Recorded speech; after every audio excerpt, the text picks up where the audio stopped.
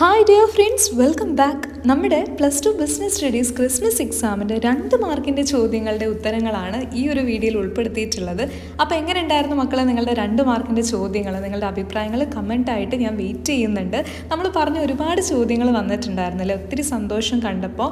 അപ്പം നല്ല രീതിയിൽ തന്നെ നിങ്ങളത് എഴുതിയിട്ടുണ്ടാവുമെന്നാണ് ഞാൻ എക്സ്പെക്റ്റ് ചെയ്യുന്നത്. എന്താണെങ്കിലും കമൻറ്റ് ചെയ്യുക. അപ്പോൾ നമുക്ക് ഒട്ടും സമയം കളയേണ്ട, പെട്ടെന്ന് തന്നെ നമുക്ക് നമ്മുടെ വീഡിയോയിലേക്ക് സ്റ്റാർട്ട് ചെയ്യാം. All the best.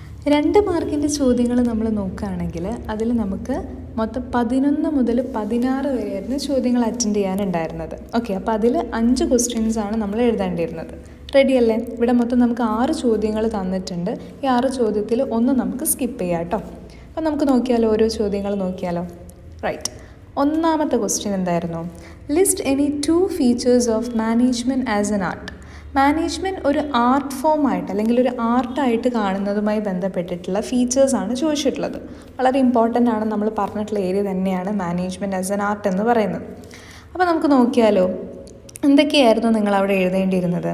ഒന്ന്, മാനേജ്മെൻറ്റ് ആസ് എൻ ആർട്ട് എന്ന് പറയുമ്പോൾ അതിൻ്റെ ഫീച്ചേഴ്സായിട്ട് നമുക്ക് എഴുതാൻ പറ്റിയ കാര്യമാണ് ഒന്ന് എക്സിസ്റ്റൻസ് ഓഫ് തിയററ്റിക്കൽ നോളജ്. ആ ഒരു പോയിൻ്റ് നിങ്ങൾ എഴുതിയിട്ടുണ്ടെങ്കിൽ നിങ്ങൾക്ക് അതിനുള്ള മാർക്ക് കിട്ടും. രണ്ടാമത്തെ പോയിൻ്റ് എന്ന് പറയുന്നത് പേഴ്സണലൈസ്ഡ് ആപ്ലിക്കേഷനാണ്. ഓക്കെ, ഈ 2 പോയിന്റുകൾ നിങ്ങൾ എഴുതിയിട്ടുണ്ടെങ്കിൽ നിങ്ങൾക്ക് മാനേജ്മെൻറ്റ് ആസ് എൻ ആർട്ട് എന്ന് പറയുന്ന രീതിയിലുള്ള മാർക്ക് കിട്ടും. ഇനി അതല്ല, based on practice and creativity എന്നും കൂടിയാണ് നിങ്ങൾ എഴുതിയിട്ടുണ്ടെങ്കിൽ, അതായത് 2 പോയിന്റ് എഴുതാൻ പറഞ്ഞിട്ടുള്ളൂ, ഈ 3 പോയിന്റിൽ ഏതാണ് നിങ്ങൾ എഴുതുന്നതെങ്കിലും നിങ്ങൾക്ക് എന്ത് ചെയ്യും, അതിൽ 2 പോയിന്റ് നിങ്ങൾ കറക്റ്റായിട്ടാണ് എഴുതിയിട്ടുള്ളതെങ്കിൽ നിങ്ങൾക്ക് അതിൻ്റെ മാർക്ക് കിട്ടും. അപ്പം മാനേജ്മെൻറ്റ് ആസ് എൻ ആർട്ട് എന്ന് പറയുന്ന സമയത്ത് എക്സിസ്റ്റൻസ് ഓഫ് തിയററ്റിക്കൽ നോളജ്, അതേപോലെ തന്നെ പേഴ്സണലൈസ്ഡ് ആപ്ലിക്കേഷൻ, അതുപോലെ തന്നെ based on practice and creativity, ഈ പോയിന്റുകളാണ് നിങ്ങൾ എഴുതിയിട്ടുള്ളതെങ്കിൽ തീർച്ചയായും നിങ്ങൾക്ക് അതിൻ്റെ 2 മാർക്ക് കിട്ടുന്നതായിരിക്കും കേട്ടോ. ആ കാര്യത്തിലൊന്നും ടെൻഷൻ അടിക്കണം. റെഡി അല്ലേ? ഇനി നമുക്ക് അടുത്ത ക്വസ്റ്റ്യൻ നോക്കാം, 2 മാർക്കിൻ്റെ. Briefly explain describe the term gang plank. Gang plank എന്താണെന്നാണ് ചോദിച്ചിട്ടുള്ളത് 2 മാർക്കിന്. അപ്പോൾ നമുക്കറിയാം, ഈ ഗ്യാങ് പ്ലാങ്ക് എന്ന് പറയുന്ന ഈ ഒരു കാര്യം നമ്മൾ പഠിക്കുന്നത് 2ാമത്തെ ചാപ്റ്ററിൽ പ്രിൻസിപ്പിൾസ് ഓഫ് മാനേജ്മെൻറ്റിൽ ഹെൻറി ഫയോളിൻ്റെ 9ാമത്തെ പ്രിൻസിപ്പിളായ സ്കാലാർ ചെയിൻ പഠിക്കുമ്പോഴാണ്. അപ്പോൾ എന്താണ് ഗ്യാങ് പ്ലാങ്ക് എന്ന് വെച്ച് കഴിഞ്ഞാൽ, ഗ്യാങ് പ്ലാങ്ക് ആക്ച്വലി ഒരു ഷോർട്ട് സർക്യൂട്ടിംഗ് ആണ്. The chain of command where emergency decisions to be taken is known as gang plank. നമ്മുടെ സ്ഥാപനത്തിൽ നമുക്ക് പെട്ടെന്ന് ഒരു ഡിലേ ഇല്ലാണ്ട് പെട്ടെന്ന് തന്നെ എന്ത് ചെയ്യണം, തീരുമാനങ്ങൾ എടുക്കണം. അങ്ങനെ പെട്ടെന്ന് തീരുമാനങ്ങൾ എടുക്കാൻ വേണ്ടിയിട്ട് നമ്മൾ എന്ത് ചെയ്യുന്നു, ഒരു ഷോർട്ട് സർക്യൂട്ട് അവിടെ ക്രിയേറ്റ് ചെയ്യാണ്. ഓക്കെ, ഇത് പക്ഷേ നടക്കുന്നത് എവിടെയാണ്? സെയിം ലെവൽ ഓഫ് മാനേജ്മെൻറ്റിലാണിത് നടക്കുക, സെയിം ലെവൽ ഓഫ് പൊസിഷനിലാണിത് സംഭവിക്കുക. ക്ലിയർ? അപ്പോൾ അത് മനസ്സിലാക്കുക. ഗ്യാങ് പ്ലാങ്ക് എന്താണെന്ന് കൃത്യമായിട്ട് എഴുതിയിട്ടുണ്ടെങ്കിൽ അതിന് 2 മാർക്ക് കിട്ടും കേട്ടോ. ഇത് സ്കാലാർ ചെയിൻ്റെ പാർട്ടാണ്, ഇതൊരു ഷോർട്ട് സർക്യൂട്ടിംഗ് ആണ്. ചെയിൻ ഓഫ് കമാൻഡ് നമ്മൾ കുറച്ച് സമയത്തേക്ക് ബ്രേക്ക് ചെയ്യാണ്, ഇമ്മീഡിയറ്റ് ആയിട്ടുള്ള ഡിസിഷൻ എടുക്കാൻ വേണ്ടിയിട്ട്. ക്ലിയർ അല്ലേ? അപ്പോൾ ആ ഒരു ചോദ്യം ഗ്യാങ് പ്ലാങ്ക് നന്നായിട്ട് എഴുതി കഴിഞ്ഞാൽ നിങ്ങൾക്ക് അതിനുള്ള 2 മാർക്ക് കിട്ടും. ഇനി 3ാമത്തെ ചോദ്യമാണ് പ്ലാനിങ് പ്രിമൈസസ്. ഇതും വളരെ ഇമ്പോർട്ടൻ്റ് ആണ്. കഴിഞ്ഞ പ്രാവശ്യത്തെ ക്വസ്റ്റ്യനിൽ വന്നിട്ടുണ്ടായിരുന്നു, നമ്മൾ ഡിസ്കസ് ചെയ്തിട്ടുണ്ടായിരുന്നു പ്ലാനിങ് പ്രിമൈസസ് എന്താണെന്ന്. അപ്പോൾ പ്ലാനിങ് പ്രിമൈസസ് എന്താണെന്ന് നോക്കുകയാണെങ്കിൽ എന്താണ്, ഇത് പ്ലാനിങ് പ്രോസസ്സിൽ വരുന്നൊരു കാര്യമാണ്. എന്താണ് പ്ലാനിങ് പ്രിമൈസസ് എന്ന് വെച്ച് കഴിഞ്ഞാൽ, ദ അസംഷൻസ്, പ്ലാനിങ്ങുമായി ബന്ധപ്പെട്ടിട്ടുള്ള ചില അസംഷൻസിനെ വിളിക്കുന്ന പേരാണ് എന്ത്, planning premises. Planning is done for the future which is uncertain. Certain assumptions are made about the future environment.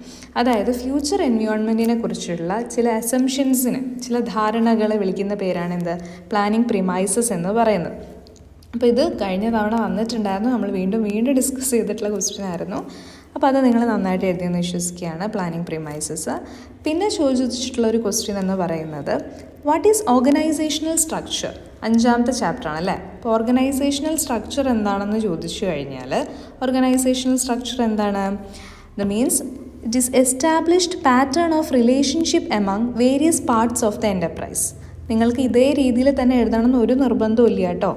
Organisational structure എന്ന് പറയുന്നത് ആ ഒരു റിലേഷൻഷിപ്പാണ് അവിടെ കാണിക്കുന്നത്. വേരിയസ് പൊസിഷൻ ആൻഡ് ആക്ടിവിറ്റീസ്, ഒരു സ്ഥാപനത്തിൽ പലതരത്തിലുള്ള ജോബ് വേക്കൻസികൾ, പൊസിഷൻസ് ഒക്കെ ഉണ്ടാവും. അപ്പോൾ ഈ പൊസിഷൻസൊക്കെ തമ്മിലുള്ള റിലേഷൻഷിപ്പും അവരുടെ ആക്ടിവിറ്റീസ് തമ്മിലുള്ള കണക്ഷനും റിലേഷൻഷിപ്പും ഒക്കെയാണ് എന്തുദ്ദേശിക്കുന്നത്, ഓർഗനൈസേഷൻ സ്ട്രക്ചർ എന്നതുകൊണ്ട് ഉദ്ദേശിക്കുന്നത്. അപ്പോൾ ഇതേ രീതിയിലുള്ള, ഇതേ മീനിങ് വരുന്ന രീതിയിൽ നിങ്ങൾക്ക് എഴുതാൻ പറ്റുന്നുണ്ടെങ്കിൽ തീർച്ചയായിട്ടും എന്താണ്, അതിനുള്ള മാർക്ക് കിട്ടും കേട്ടോ. ഒരു പ്രോപ്പർ ഓർഗനൈസേഷൻ സ്ട്രക്ചർ വളരെ എസെൻഷ്യലാണ്. എന്തിനു വേണ്ടിയിട്ട്? ഓർഗനൈസേഷനിൽ ബെറ്റർ കൺട്രോൾ കൊണ്ടുവരാനും നല്ല രീതിയിലുള്ള കമ്മ്യൂണിക്കേഷനും ഓപ്പറേഷൻസൊക്കെ നന്നായിട്ട് പോകാനൊക്കെ ഓർഗനൈസേഷൻ സ്ട്രക്ചർ കൂടിയേ തീരുള്ളൂ.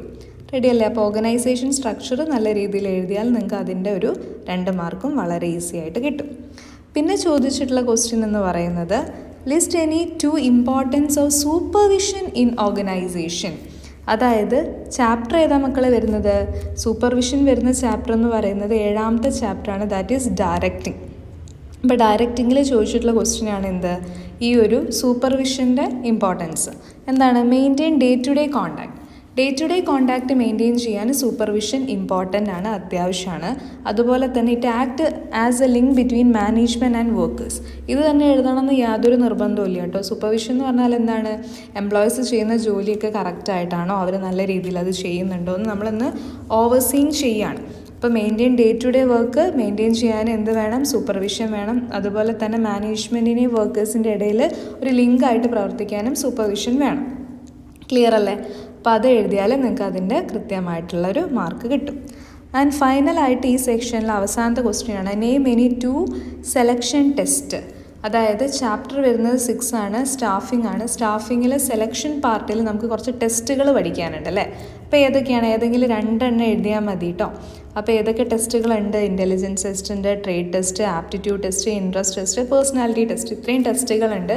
ഇതിലേതെങ്കിലും 2 ടെസ്റ്റിൻ്റെ പേര് എഴുതിയാൽ മാത്രം മതി. എക്സ്പ്ലനേഷൻ്റെ ഒന്നും ആവശ്യം വരുന്നില്ല. ക്ലിയർ അല്ലേ? അപ്പോൾ ഇത്രയൊക്കെ ആയിരുന്നു നമുക്ക് 2 മാർക്കിന് ചോദിച്ചിട്ടുള്ള ക്വസ്റ്റ്യൻസ്. അപ്പോൾ ഇത് മുഴുവനൊന്നും എഴുതണ്ട കേട്ടോ. ഒരു ക്വസ്റ്റ്യൻ നിങ്ങൾക്ക് സ്കിപ്പ് ചെയ്യാം. മൊത്തം 5 ക്വസ്റ്റ്യൻ ആയിരുന്നു എഴുതാൻ പറഞ്ഞിട്ടുണ്ടായിരുന്നു. അപ്പോൾ 5 ക്വസ്റ്റ്യൻ നമ്മൾ നോക്കുന്ന സമയത്ത് നിങ്ങൾക്ക് ഏതാണോ നല്ല രീതിയിൽ എഴുതാൻ പറ്റിയിട്ടുള്ളത് അത് എഴുതാം. അപ്പോൾ ഇതിൽ ഏതെങ്കിലും ഒന്ന് നിങ്ങൾ സ്കിപ്പ് ചെയ്തിട്ടുണ്ടാവില്ല, അത് ഏതാണെന്നൊന്ന് കമൻറ്റ് ചെയ്യുക കേട്ടോ. ഈ വീഡിയോ നിങ്ങൾക്ക് ഹെൽപ്ഫുള്ളായിട്ട് ഫീൽ ചെയ്തിട്ടുണ്ടെങ്കിൽ തീർച്ചയായും ലൈക്ക് ചെയ്ത് സപ്പോർട്ട് ചെയ്യുക. നമ്മുടെ ചാനൽ ആദ്യമായിട്ട് കാണുന്നവരാണെങ്കിൽ സബ്സ്ക്രൈബ് ചെയ്യുക. ഇനി കുറേ പ്രാവശ്യം കണ്ടിട്ടും സബ്സ്ക്രൈബ് ചെയ്യാത്തവരാണെങ്കിലും സബ്സ്ക്രൈബ് ചെയ്യുക. അതാണ് എൻ്റെ മോട്ടിവേഷൻ എന്ന് പറയുന്നത്. അപ്പോൾ നമ്മൾ 1 മാർക്കിൻ്റെ ക്വസ്റ്റ്യൻസ് അപ്ലോഡ് ചെയ്തു, അത് നിങ്ങൾ കണ്ടിട്ടുണ്ടെന്ന് വിശ്വസിക്കുന്നു. ഇപ്പോൾ 2ഉം ചെയ്തു. ഇനി നമുക്ക് 3 മാർക്കിൻ്റെ വെച്ചിട്ട് നെക്സ്റ്റ് വീഡിയോയിൽ കാണാം. അപ്പോൾ അതുവരെ ബൈ ബൈ.